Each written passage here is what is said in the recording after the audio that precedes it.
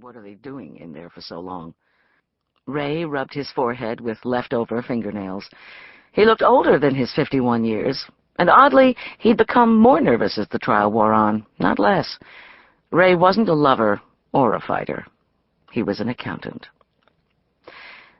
A day is nothing. We just had a 15-day trial with 126 exhibits and 28 witnesses. You want them back sooner? Bennie pointed to the empty jury box. Keep watching those chairs. It works every time. Suddenly, the paneled door next to the dais opened, and the deputy clerk entered. He was tall and fit, and his polyester blazer made an officially swishy sound when he walked. When Bennie realized he was heading for her, she rose. "They back?" she asked, her heart beginning to thump, but the deputy clerk shook his head. "They got a question. They sent a note. Court's in session in 5 minutes. Plaintiff still in the attorney's conference room?" "Yes," Bennie answered, and as soon as the deputy clerk took off down the aisle, Ray jumped up and clutched her sleeve. "What does he mean, a question? The jury has a question? What question?" "Relax, sit down." Bennie unpeeled Ray's fingers and eased him down into his chair. "The judge is coming out to read us the question. Then we—" "A question? How typical is that? I don't understand. What does he mean, a question?" "It happens from time to time. The jury sends the judge a question about the evidence or the law. It's nothing to be— what do they have to know?" Ray raked his free hand through his thinning hair. At the beginning of this trial, he'd looked like a chia pet. Okay, maybe that was an exaggeration. "Who said they could ask questions? Why do they get to ask questions?" "Because this is America. Now stay cool. Curtains up." Bennie gestured behind him, where the courtroom had come abruptly to life. The court reporter returned, cracking his knuckles before he took his seat, straddling the stenography machine. The deputy clerk and a young female law clerk entered through the paneled door and bustled to their posts at the side and the front of the courtroom. The plaintiff and his lawyer hustled up the aisle and sat down at their counsel table, and the lawyer nodded, acknowledging Bennie.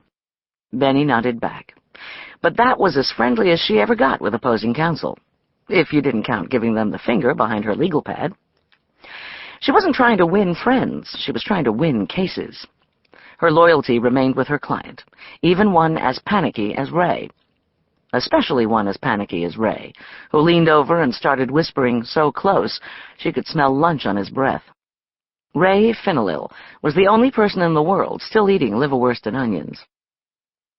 "What do you think they'll ask? What could they not understand?" "Quiet. Stand up." Bennie rose as Judge William Delburton, a gray-haired Carter appointee who'd been tough, if even-handed, during the trial, swept into the courtroom. He sat in his high-backed leather chair on the paneled dais underneath the thick golden seal of the United States courts. In his hands rested a single piece of folded paper, which he studied as the deputy clerk said his lines. "All rise!" cried the deputy clerk, needlessly. The parties were already on their feet, and the gallery was empty. "Court is now in session. The Honorable Judge William Delburton presiding." "You may be seated," the judge said. "Good afternoon, everyone." He glanced at Bennie as she sat down. Then at plaintiff's counsel table. "Counsel, as you may have heard, our jury has a question. I'll read it to you." Ray grabbed Bennie's hand. She pretended not to notice. Litigation reduced men to little boys, and women to Gloria Allred. Judge Delburton slipped on black reading glasses that matched his robe. "The question reads, Judge Delburton, are we allowed to give the plaintiff more than the $3 million he is asking for?" "Oh, my God!" Bennie's mouth went dry. This couldn't be happening. It was a runaway jury. Ray slumped in his seat like a crash test dummy. Judge Delburton gestured to plaintiff's table. "Counsel, what is plaintiff's position on the answer to this question?" "Thank you, Your Honor." Plaintiff's counsel rose and couldn't hide a giddy chuckle. "The answer to the question is yes. In addition to the $3 million in compensatory damages, plaintiff is entitled to punitive damages. We put on substantial evidence of the invidious nature of the misconduct and fraud perpetrated by the defendant company and its owner, Mr. Fenelil. An award in excess of the $3 million in damages is more than justified. Thank you. Judge Delberton slipped off his glasses and turned to Bennie. Ms. Rosato, for the defense, your thoughts on this matter? Thank you, Your Honor. Bennie swallowed with difficulty and rose on weak knees. The answer to the jury's question should be no. The jury may not extend damages to a figure that plaintiff's evidence doesn't factually support. The jury should be charged again and told that they are required to base their verdict on the evidence, not on anything else. Thank you, counsel. Judge Delberton slipped his glasses back on and placed the juror's note neatly on his desk. The document would be nice and flat for the appeal that would surely follow either way. I have your arguments, and I hold that we will answer the question in the affirmative.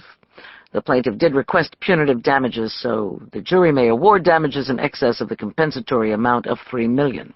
I will so instruct them. Objection, for the record, Bennie said reflexively. She glanced over at Ray, who looked as if he were ready to hurl. The deputy clerk brought the jury back into the courtroom, and the judge answered their question and sent them out to deliberate again. Then the judge and his staff left the courtroom. The plaintiff and his lawyer gloated down the aisle, and Bennie turned to Ray. But by now she had her bearings. "Ray, don't freak," she said. But it was too late. "How can I not? Didn't you hear what they said?" Ray tore off his glasses and slapped a hand to his face, rubbing reddish streaks into his cheek. "You're going to give him more than $3 million. No, that's not necessarily so. I admit this looks bad, but you never know with a jury question. This is a disaster. A disaster! How can they do this to me?" "Ray, wait. Calm down." Bennie reached across counsel table for a gray plastic pitcher, shook a styrofoam cup from the upside-down stack, and poured him some water. "Please listen to me. We don't know where that question came from, and we don't know what it means. It's not necessarily a question the whole jury has, and it most likely isn't. Somebody could have a stray hair. It happens, but the question—" Ray gulped water, and some splashed over the rim. "Didn't you hear that question? What am I going to do? This is unreal. This is a catastrophe." "I don't think the plaintiff proved his case. You didn't think so either, remember? We thought that they lost, and nothing has changed, except for the jury question. So my opinion remains the same." Bennie looked directly into his stricken eyes, which were peering over the styrofoam like Kilroy. Scharf was a lousy witness, remember? He was angry on the stand, not sympathetic, and angry plaintiffs never win. Remember my angry plaintiff theory? No. Yes, you do. Bennie leaned over. "Ray, look, I've seen this before. Everybody goes crazy when the jury asks a question. Everybody tries to read the tea leaves. People run and scatter. Don't lose your head." "But they asked the question." "Forget the question. We don't know what it means, and we can't do anything about it. Our defense went in very nicely. You were a great witness, and so were Jake and Marty. We were in the right. We told the truth, so stay the course." "The course is what got me here. The course is going to kill me." Ray set down the cup, spilling water on the table. "Shouldn't I settle? Maybe I can still settle. They wanted $500,000 last time we asked, and you didn't have it. You knock over a gas station since then?" Bennie didn't wait for an answer. "And I'm sure their demand just went up, so we have no choice but to wait. But it's like waiting to get hit by a train. I'm tied to the tracks here." "Wait and stay calm." "Easy for you to say," Ray exploded, his voice echoing in the empty courtroom. His eyes flashed with sudden anger. "If I lose, you won't have to pay a dime. You just go on to the next case. You're a typical fucking lawyer." Bennie felt stung. Silence fell between them. The clock on the wall ticked away. This time she was sure of it. "We're in this together, Ray," she said, after a minute. She didn't expect him to believe it, but it was true. Only half an hour later, court was back in session, and the jury was entering the jury box. The jury foreman held a piece of white typing paper in his hand. It was the verdict sheet, which contained a single question and answer. The courtroom went completely quiet.